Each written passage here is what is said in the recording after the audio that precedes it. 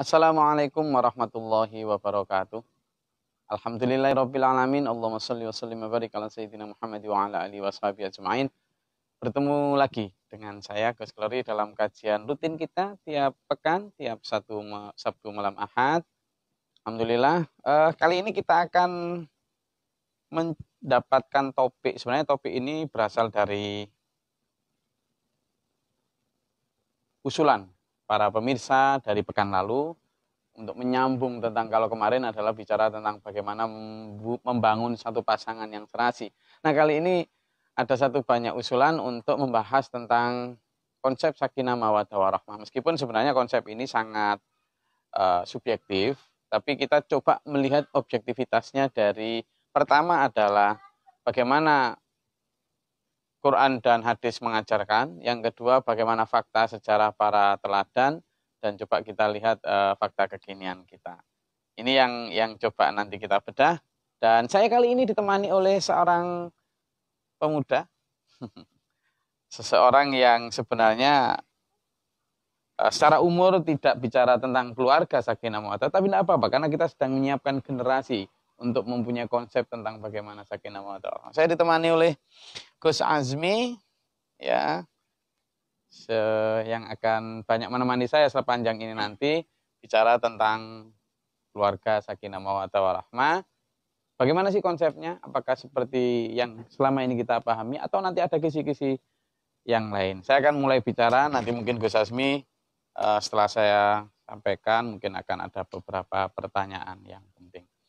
Jadi sebenarnya dulurku semua, pemirsa dimanapun berada, kalau kita bicara sakinah, kita bicara mawaddah, kita bicara warahmah, itulah kita bicara tentang hal-hal yang sifatnya kenyamanan, gitulah, ketenangan, sakinah, mawaddah warahmah, dan penuh kasih dan sayang. Seolah-olah kita hanya bicara tentang yang enak-enak saja. Padahal sebenarnya sakinah mawaddah warahmah ini adalah goal. Ini adalah goal. Sementara menuju proses sakinah mawaddah warahmah ada proses tuh. Nah, bicara perjuangan, ada banyak yang kadang salah memahami. Memahaminya begini, dipikirnya bahwa keluarga sakinah mawaddah warahmah itu adalah keluarga yang enak-enak saja, yang nyaman-nyaman saja, yang zero konflik, sesuatu yang itu hanya di dunia utopia, di dunia ideal. Tidak ada sebenarnya keluarga yang tanpa konflik, keluarga yang tanpa masalah dan lain sebagainya, tidak ada. Karena itu kita akan bicara tentang proses menuju sakinah mawaddah warahmah. Dan nanti kemudian kita juga akan bedah tentang definisi sakinah mawaddah warahmah. Sebelum itu mungkin Gus Ismi ada yang ingin ditanyakan dulu tentang konsep ini. Mungkin selama ini agak ini karena jangankan keluarga, wong pacaran aja belum. Ya, udah punya pacar nih? Ya, belum. Nah, kenapa? Oke, nanti mungkin setelah live streaming banyak yang DM. Oke. Gimana, apa yang mau ditanyakan? Mengenai keluarga sakinah mawaddah warahmah, kira-kira kalau ingin punya keluarga samawa, keluarga harus punya tujuan seperti apa? Sudah punya catatan ya tadi, sudah disiapkan tadi. Iya, Berarti sudah ada titipan ya. Oke, enggak apa-apa. Jadi kalau kita bicara tentang tujuan, sebenarnya kita harus bicara dulu tentang visi. Visi itu dari kata vision. Vision itu pandangan yang ke depan. Jadi visi itu memang bicaranya utopia, bicaranya tentang ideal, bicaranya tentang desain, sesuatu yang berada di awang-awang. Tetapi tidak apa-apa, itu kita harus canangkan sebagai tujuan berumah tangga. Saya mungkin butuh jam ya untuk lihat waktu nanti. Nah, kalau kita bicara tentang visi keluarga, kita harus kembalikan lagi kepada visi hidup. Kenapa? Karena keluarga itu hanyalah salah satu etape dari perjalanan hidup. Maksudnya gini Pak Kusmi. Kalau kita bicara keluarga itu hanyalah salah satu etape setelah kita dari lahir, kemudian proses childhood atau masa kanak-kanak, kemudian masa pemuda atau teenagers, kemudian masa dewasa, lalu masa berkeluarga. Nah, ini hanya salah satu etape dari perjalanan hidup. Nah, maka kemudian tujuan hidup kita, tujuan atau visi keluarga itu tetap harus dalam bingkai visi hidup. Apa itu? Visinya adalah simpel. Menuju bahagia dunia akhirat. Simpel aja. Jadi itu. Nah, cuma kalau kita bicara bahagia, nah ini yang saya sebenarnya sepakat dengan ada seorang yang mengatakan bahwa ajari anakmu, ajari istrimu tidak untuk menjadi kaya, tapi ajari anakmu dan istrimu untuk menjadi bahagia. Itu. Karena kalau kekayaan itu sifatnya sangat semu, tapi kalau kebahagiaan itu sifatnya abadi. Nah, kita harus bicara bahagia dunia, bahagia akhirat. Masalahnya sekarang kalau kita bicara bahagia dunia akhirat, visinya harus jelas. Standar bahagia itu seperti apa? Seringkali kita dibutakan oleh standar bahagia itu. Bahagia adalah ketika kita punya rumah mewah, ketika kita punya rumah megah, kemudian mobil mewah, dan semuanya yang serba wah. Nah, ini yang harus digeser. Kenapa? Karena kalau itu nanti konsepnya, kita nggak akan pernah menuju bahagia. Kenapa? Karena yang namanya rumah megah, hari ini kita punya rumah tipe A atau tipe B atau tipe sesuatu, yang kita bilang megah, 5 tahun lagi sudah nggak megah tuh. Karena akan kalah, baik dari sisi desain maupun apa. Kalau rumah tangga dibangun dengan dasar hal-hal kebendaan semacam itu, kita nggak akan nyampe kepada kebahagiaan. Kita misalnya seorang istri minta kepada suami, oh saya kalau kayaknya dapat mobil itu akan bahagia sekali. Mobil mewah misalnya. Mobil tipe A misalnya, taruhlah sekarang. Hari ini, maaf saya nyebut merek misalnya, kita punya Avanza. Lalu kemudian kita dapat itu setelah jungkir wali entah apa sampai utang kadang karena kepengen ambisi. Akhirnya kita apa sudah selesai dengan ketika kita punya apa? Enggak, kita nanti akan kepengen punya Innova. Ketika punya Innova di perempatan, kita ada orang seret di sebelah kita di lampu merah, ada orang punya Alphard, kita udah nggak bahagia lagi. Padahal tadi waktu punya Avanza, Innova adalah bahagia, betul nggak? Iya. Nah, ini nanti akan bahagia yang tidak ada ukuran. Tapi kalau bahagia itu tidak didasarkan pada ini. Apa kebahagiaan ukurannya? Adalah ketika kita memiliki cinta. Namun lagi-lagi cintanya nggak seperti cinta ukuran umum. Cintanya adalah cinta dengan konsep cinta sehidup semati dan sehidup kembali. Jadi visinya harus benar-benar visi dunia akhirat. Visi bagaimana bahagia dunia dan bahagia akhirat. Cinta sehidup ketika di dunia, gitu kan? Lalu semati sampai mati, lalu sehidup kembali. Berarti cintanya ini long journey sampai akhirat, nggak hanya sampai mati.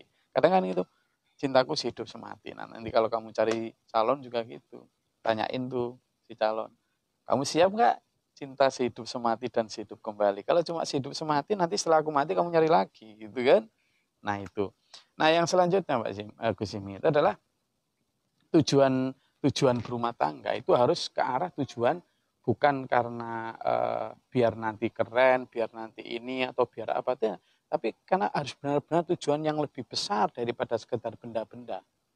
Tujuannya adalah saya membentuk rumah tangga ini, saya membentuk keluarga ini, pertama memang untuk mardhotillah, menghindari dosa, ya toh, menghindari maksiat dan sebagainya, dan kemudian mencari ridha Allah dengan cara berkeluarga. Itu. Kita akhirnya kalau dulu sebelum berkeluarga, kita kalau mau diskusi atau apa tentang persoalan hidup, kita nggak punya partner, maka kemudian kita dengan berumah tangga kita punya. Tapi yang halal gitu. Kalau kita dulu sebelum berkeluarga, kita tidak punya tempat untuk kita mendiskusikan arah mau kemana jalan hidup kita, sekarang kita punya dan kita hand in hand bergandengan tangan dengan partner kita. Nah, tetapi lagi-lagi tujuannya adalah mardhotillah. Bukan hanya sekedar berkembang biak. Itu yang membedakan kita dengan binatang. Kalau binatang cukup nikah di sebelah sini, di pohon ini ada sarang burung tuh. Ya pagi mereka berkicau, lalu berangkat bersama dengan anak istrinya, dengan suami istrinya berangkat cari kerja. Nanti sore berdatang lagi. Gitu aja. Kalau burung kalau cuma sekedar berumah tangga, burung pun berumah tangga, mereka punya rumah juga, mereka bekerja juga, mereka berkembang biak juga. Tapi masalahnya tidak ada arah kepada gitu sekilas dulu. Awal. Ya untuk dalam berumah tangga yang tujuan hidup pada visi misi Ya. kemudian guru tadi. Hmm. Kemudian seringkali dalam menjalankan rumah tangga, nah figur seperti apa yang harus kita contoh dalam rumah tangga itu? Jadi sebelum kita sampai pada figur ya, berumah tangga itu juga harus memiliki agar kita bahagia nanti, agar kita bahagia. Jadi saya selalu bilang sama murid maupun santri atau apa kepada kamu itu bahagia itu jika kamu punya standar keren sendiri, standar sukses sendiri. Dalam rumah tangga juga kita harus begitu. Kenapa? Karena kalau kita nanti sukses atau standar bahagia, standar nyaman, standar tenang, itu kita ngikuti orang lain. Apalagi ngikuti iklan yang setiap hari diwari di timeline kita itu. Nggak akan pernah bahagia. Maka kita harus punya standar sendiri. Sebelum kita punya visi. Standar tentang bagaimana kita. Gampang aja. Bikinlah standar-standar yang diberikan Allah. Bahwa kita itu hidup akan bahagia, hidup akan keren, hidup akan sukses. Kalau kita itu khairun nas anfa'uhum linnas. Apa itu? Kalau anak, suami, istri itu ternyata sangat bermanfaat untuk orang lain. Jadi bukan standar yang berbeda. Kalau kita hanya standar hari ini sofa kita merek misalnya American apa, spring bed kita ini apa, lalu kemudian sampai apalagi sekarang kita misalnya dengan menjamurnya artis-artis yang suka bikin konten-konten kemewahan gitu, konten-konten tentang rumah ini yang miliar sehingga dia sebenarnya kan yang bahlul itu kita tuh. Ya Pak, iya. Kenapa kita menjadi pemirsa mau-mau aja jadi ATM kekayaan mereka? Karena dengan semakin banyaknya pemirsa, orang-orang bahlul seperti kita yang nonton kayak gitu kan, untung saya enggak, gitu kan? Akhirnya mereka dapat uang tuh. Padahal sebenarnya kita sedang dibodoh-bodohin, gitu kan? Keluarga kan akhirnya terkepingin tuh, kepingin ini, kepingin itu. Saya enggak menyalahkan artis itu, silakan itu hak mereka. Tapi kita sebagai keluarga jangan mau terpengaruh itu. Kita harus punya standar bahagia sendiri. Apa kebahagiaan kita? Jika keluarga kita bermanfaat untuk tetangga. Jika keluarga kita hidup tidak hanya untuk diri kita. Nantilah enak. Apa? Karena keluarga kita kemudian tidak lagi meributkan hal, oh Pak, spring bednya temanku itu loh sekarang udah ganti. Enggak gitu lagi. Gitu. Kita berpikirnya itu pasti kapan ya kita bermanfaat orang lain. Jadi di keluarga itu akhirnya diskusinya adalah diskusi tentang how to make the others happy. Bagaimana membuat sesama bahagia. Sehingga keluarga itu berlombanya itu begitu. Tidak ada perlombaan ingin sendiri. Pak hari ini yang anak yang lagi mahasiswa, aku lagi pengen ganti motor nih. Karena tujuannya itu untuk diri sendiri, bukan untuk kepentingan orang lain. Tapi kalau sejak awal istri kita, suami kita, anak kita, itu memang kita ajarkan untuk benar-benar bagaimana menjadi orang terbaik. Siapa orang terbaik? Orang yang paling bermanfaat untuk orang lain. Maka suasana keluarga itu adalah suasana perlombaan untuk berderma ke orang lain. Suasana perlombaan untuk tidak mementingkan pribadi. Coba deh, nanti suasananya lah di keluarga itu. Ada suasana yang chemistry yang terbangun itu bukan cuma chemistry perlombaan. Apalagi chemistry kebendaan. Benda itu kan panas. Itu. Jadi, nah, tadi Pak Jimmy tentang apa Pak? Teladan ya? Maksudnya gimana maksudnya? Teladan seorang dalam kita berumah tangga itu mungkin ada figur-figur. Apakah kita harus mengikuti pejabat kah atau mungkin artis kah yang kita ikuti? Jamnya mati. Kalau kita bicara tentang standar orang lain atau patron atau uswatun hasanah, kita bicara tentang yang paling ideal aja sekalian. Nah, kalau kita sebagai umat yang beragama, kita bicara tentang Rasulullah pertama itu jelas ya. Keluarga sakinah mawaddah warahmah. Kalau kita benar-benar tarik, tadi saya mulai profil lagi tuh Pak Jimmy. kita bicara tentang sakinah, mawaddah, warahmah. Pandangan kita seolah-olah semuanya enak. Sekarang saya ingin kepada dulur semua. Kalau selama ini sampean semua membayangkan keluarga sakinah, mawaddah, warahmah itu yang seperti apa? Coba saya mau tanya. Yang keras suaranya. Terus ada lagi. Ada lagi. Ini yang punya uang banyak. Oke. Sekarang kita coba nih, apa begitu memang? Sekarang kita mau tanya, konsep sakinah mawaddah warahmah itu konsep Islam ya? Konsepnya Allah. Nah, sekarang kita melihat, kalau kita dalam sholat selalu ihdinas siratal mustaqim, ya Allah tunjukilah aku jalan yang lurus. Termasuk dalam berumah tangga nih. Terus kita ditanya sama Allah, jalan lurus yang mana gitu kan, kata Allah. Misalnya, terus kita ngomong lagi, setelah ihdinas siratal mustaqim, siratal ladzina an'amta alaihim. Yaitu jalan orang-orang yang telah engkau beri nikmat. Siapa mereka? Ternyata siapa? Para nabi, para rasul, para salafus saleh, para aulia, kan gitu. Para wali dan sebagainya. Nah, sekarang kita lihat di dalam berumah tangga, kita juga begitu tuh. Kita melihatnya adalah orang-orang terdahulu. Dan orang terdahulu seperti apa? Nah, ya sekarang kita mau lihat pertama dulu. Kalau kita lihat Nabi Ibrahim. Salah satu penggalan kisah Nabi Ibrahim adalah ketika jadi Nabi Ibrahim punya 2 istri. Tapi pertama adalah Ibu Hajar. Ibu Sarah dan Ibu Hajar. Nah, ketika bicara tentang Ibu Hajar dan Ibu Sarah, kita tahu bahwa salah satu istri beliau siapa yang ditinggalkan di padang pasir? Ibu Hajar. Istri pertama adalah Ibu Sarah. Kemudian Ibu Sarah belum punya anak. Lalu kemudian setelah sekian lama belum punya anak, maka beliau punya istri Ibu Hajar. Dan akhirnya punya anak, namanya Ismail.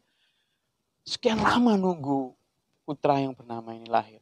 Artinya Ismail adalah anak yang sangat ditunggu-tunggu kehadirannya. Begitu hadir, ternyata sama Allah. Ajaklah dia mau. Tinggalnya di Palestina tuh. Bumi Palestina, Nabi Ibrahim. Tinggallah. Diperintahkan Allah untuk ngungsi. Kemana? Ke Mekah. Padahal dari Palestina ke Mekah ini luar biasa jauh ini. Ribuan kilometer gitu. Nah, melalui padang pasir yang luar biasa. Begitu nyampe di Mekah, enak saja. Dalam tanda kutip nih, secara pandang manusia. Allah memerintahkan Nabi Ibrahim untuk meninggalkan istri beliau yang dicintai, yang sedang punya bayi kecil itu, di padang pasir. Waktu itu, sebagai bentuk manusiawinya, Ibu Hajar ya tanya, kok gini? Gitu. Tapi Nabi Ibrahim tetap santai, tetap ditinggalkan. Kemudian tanya sekali lagi, apa iya ini perintah Allah? Baru kemudian Nabi Ibrahim menoleh, iya. Nah, ketaatan Ibu Hajar ketika dibilang iya, sudah sami'na wa ata'na. Saya dengar, saya taat. Tidak bertanya lagi, kalau memang Allah sudah perintah ya sudah. Konsep tentang sakinah mawaddah warahmah yang seperti apa seperti ini? Ya, seperti apa? Ternyata sakinah mawaddah, ketenangan hati, itu tidak hanya bicara tentang seorang suami yang setiap hari memberikan bunga melati, yang setiap hari memberikan bunga bank, apalagi jangan ya, itu, apalagi setiap hari memberikan apa. Tetapi konsepnya adalah ketika sang istri maupun sang suami disatukan cintanya itu karena cinta kepada Allah. Seandainya Ibu Hajar gak cinta Allah, gak mungkin mau taat sama suami seperti ini. Demikian pula Nabi Ibrahim bukan sedang enak-enak tuh. Meninggalkan orang yang sangat dicintainya, bukan karena kehendaknya. Saya tidak sedang mengatakan, ayo tinggalkan istrimu, lalu istrimu sabarlah. Bukan begitu ini. Tapi kita sedang diberikan patron tentang bagaimana mencintai sesuatu karena Allah akan membuat zaman menjadi perempuan mandiri. Kenapa? Kisah selanjutnya adalah Ibu Hajar kemudian waktu itu cari ke sana kemari air, karena itu di padang pasir tuh. Dan pergi dari bukit satu ke bukit yang lain sampai 7 kali. Ini yang kemudian sekarang dalam ritual ibadah haji ada Safa wal Marwah, sa'i itu. Itu untuk menapak tilasi apa yang dicari itu. Nah, ini konsep sakinah. Tapi akhirnya coba lihat mawaddah warahmahnya itu karena ketaatan tadi, ketenangan hati tadi, akhirnya melahirkan apa? Setelah kemudian besar, tapi kemudian Allah memerintahkan Nabi Ibrahim untuk menjemput kembali. dan akhirnya hidup dalam damai. Tapi melewati itu. Jadi makanya saya bilang tadi, sakinah mawaddah warahmah adalah proses. Proses.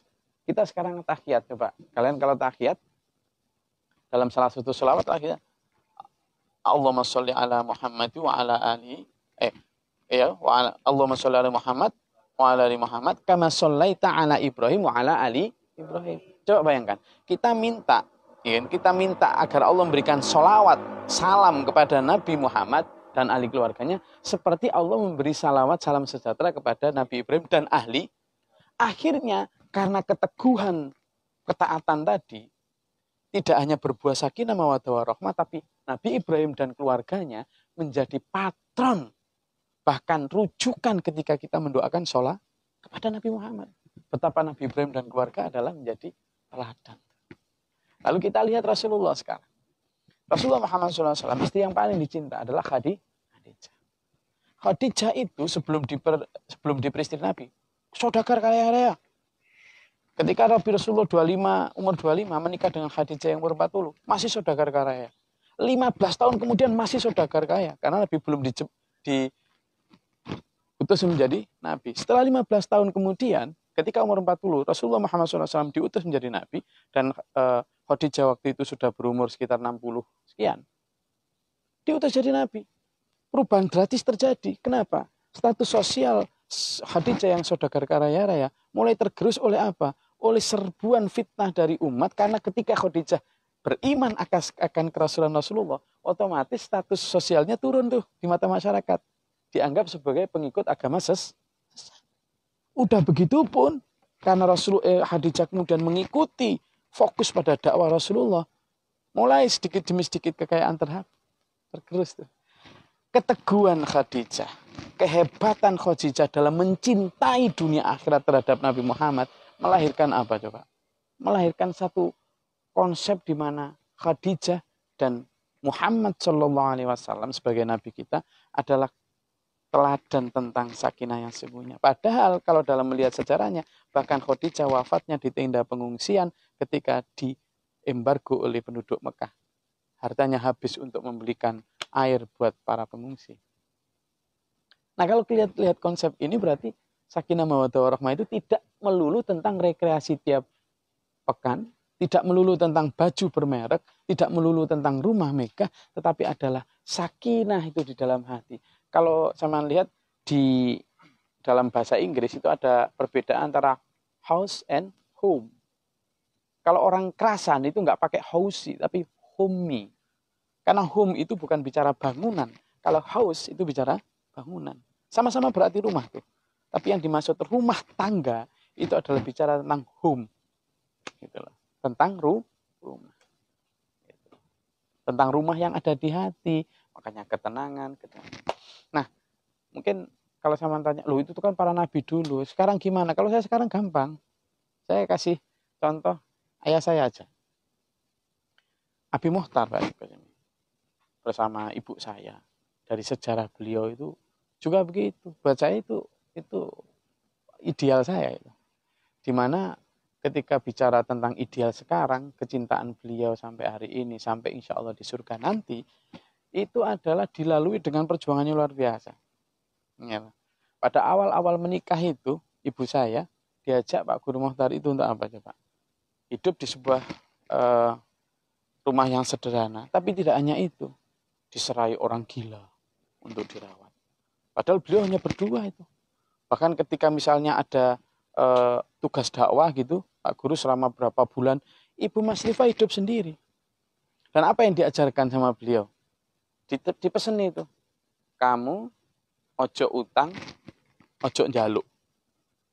Jangan hutang, jangan minta. Dan jangan sampai tetangga atau keluarga tahu tentang kekurangan kita. Belajar tentang bagaimana menjaga marwah. Itu.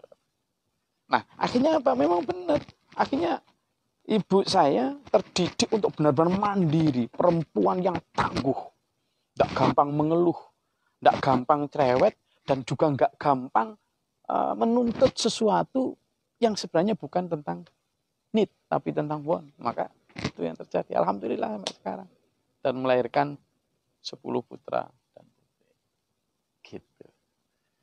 Ada lagi?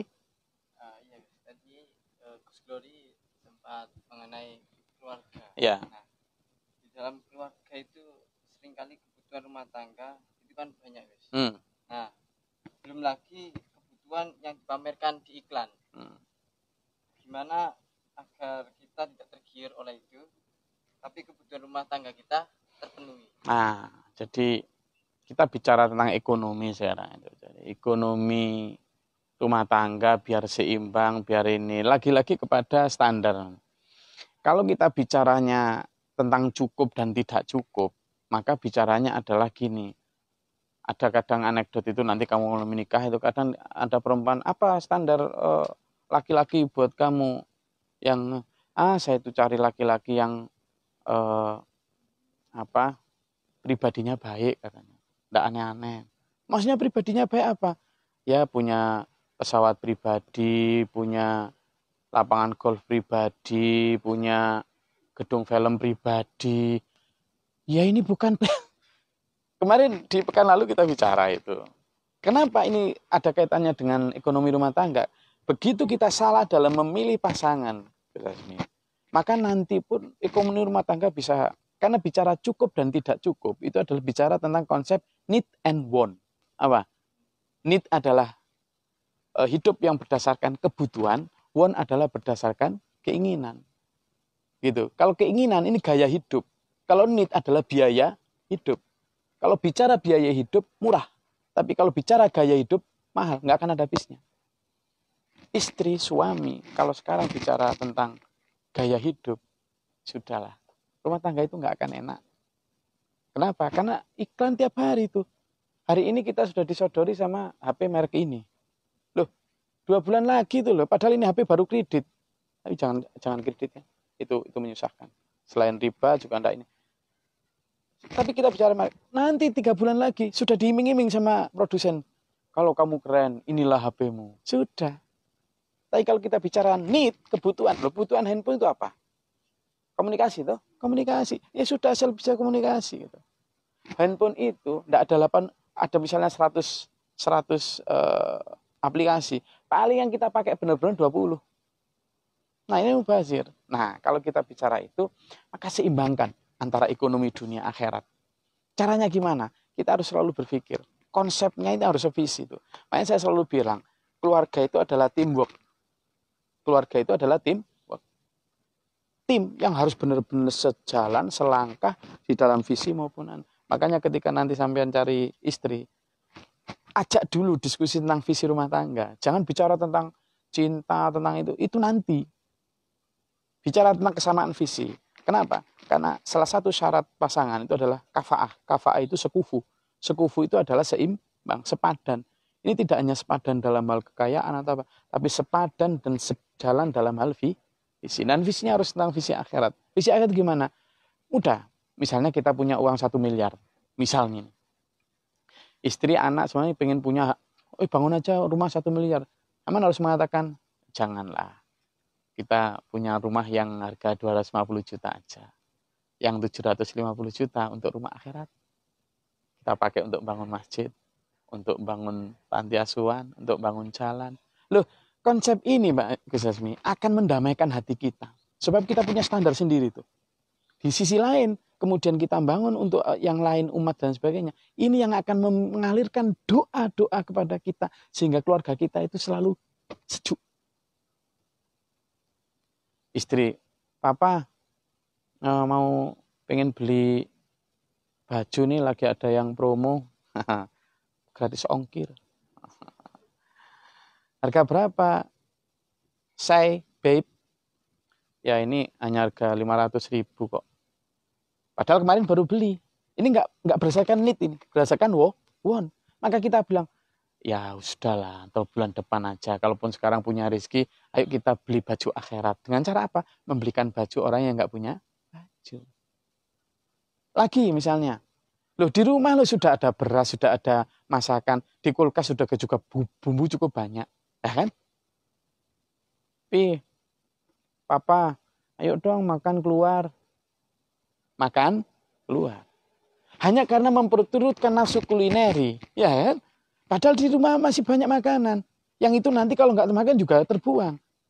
Nah, konsep ekonomi ini, bicara tentang dunia akhirat, akan bicara, tidak usah lah, kalaupun ada makanan uang lebih, mending kita beli untuk makanan kita di akhirat dengan cara apa? Wa yut'imuna ta'amal bil miskina wa yatima wa asira. Memberi makan yang kita cintai kepada apa? Yatim, miskin, dan orang-orang dalam tawanan. Nah, akhirnya apa? Ini juga bisa untuk akhirat, kita bisa hemat makanan yang di rumah. Bukan kok nggak boleh makan keluar ya, sesekali monggo lah. Tapi kalau kemudian itu rutin, lalu dijadikan hobi, nah ini yang namanya mubadzirina kana ikhwan syaitin. Gitu loh. Nah, konsep semacam ini yang akan membuat kita itu hati itu tenang. Bukan kok nggak boleh kemana-mana. Nanti rekreasi ya silahkan sesekali. Kita juga beli baju, ya monggo silahkan. Tapi arahnya itu visinya jelas ya ini. Jadi itu bicara tentang akhirat. Kenapa? Karena kita bicara tentang lifestyle juga nanti itu gitu. Silakan. Mungkin ada lagi.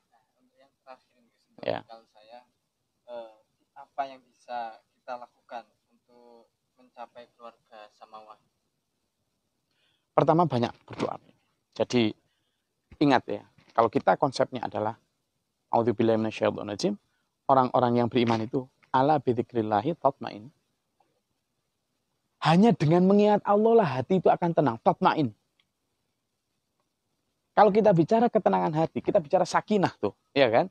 Kita bicara sakinah. Kalau mau tenang hatinya, banyak ingat Allah.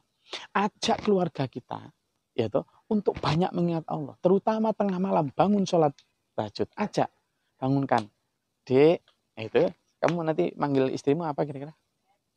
Beb, janganlah. Say, kamu bilang, say, bangun ya, yuk bangun yuk, sambil dielus-elus gitu. Jangan suster, jangan ngawur aja. Dielus, ayo bangun yuk gitu. Bangun tahajud, diimamin. Kalau anak kita belum mampu ya enggak apa-apa, biarin anak itu. Itu. Kenapa? Karena dengan kita banyak mengingat Allah, mendekat kepada Allah, apapun kondisi persoalan kita, apapun kondisi ekonomi kita akan tenang. Ketika kondisi ekonomi kita lemah, kita akan sabar. Ketika kondisi ekonomi kita mewah, ya kaya, kita akan tenang tuh. Nggak ikut standar hidup yang muluk-muluk. Jadi bukan kok Saman dilarang kaya, bukan. Tapi kekayaan maupun kemiskinan tidak akan membuat Saman bangga atau minder. Karena Saman standarnya tetap.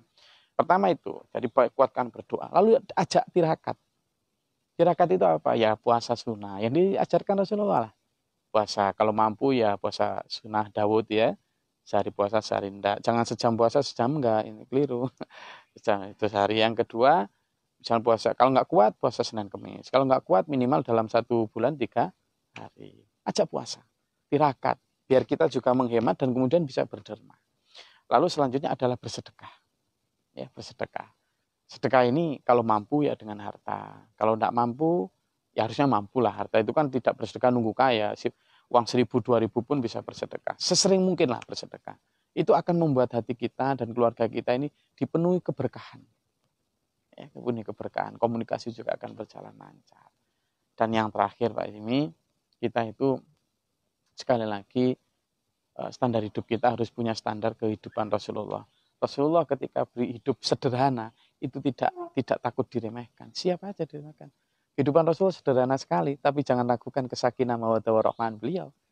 Jadi kekayaan, ketenaran, kemewahan itu tidak menjamin kebahagiaan. Yang menjamin kebahagiaan adalah ketika kita mampu mempunyai visi dan misi keluarga sebagai satu teamwork menuju apa? Mahdhatillah. Saya rasa itu pertemuan kita pada malam hari ini insya Allah cukup. Insya Allah kita akan lanjut pada pekan depan. Dan kalau ada komen atau usulan tentang topik ke depan, silakan tulis di komen. Dan kalau ingin mengikuti ini, yang belum mengikuti live streaming, bisa dibagikan, diakses di dalam channel video saya yang dikelola oleh tim juga. Di channel YouTube saya, yakni channel Glory Mokhtar, atau dilihat juga di quote-quote di Instagram. Dan saya rasa itu yang bisa saya sampaikan. Mudah-mudahan bermanfaat untuk para keluarga yang akan menuju sakinah mawaddah warahmah maupun akan para jomblo yang akan memilih bagaimana pasangan yang akan dibangun menuju pasangan yang mardhatillah dunia akhirat. Terima kasih. Billahi taufiq wal hidayah. Assalamualaikum warahmatullahi wabarakatuh.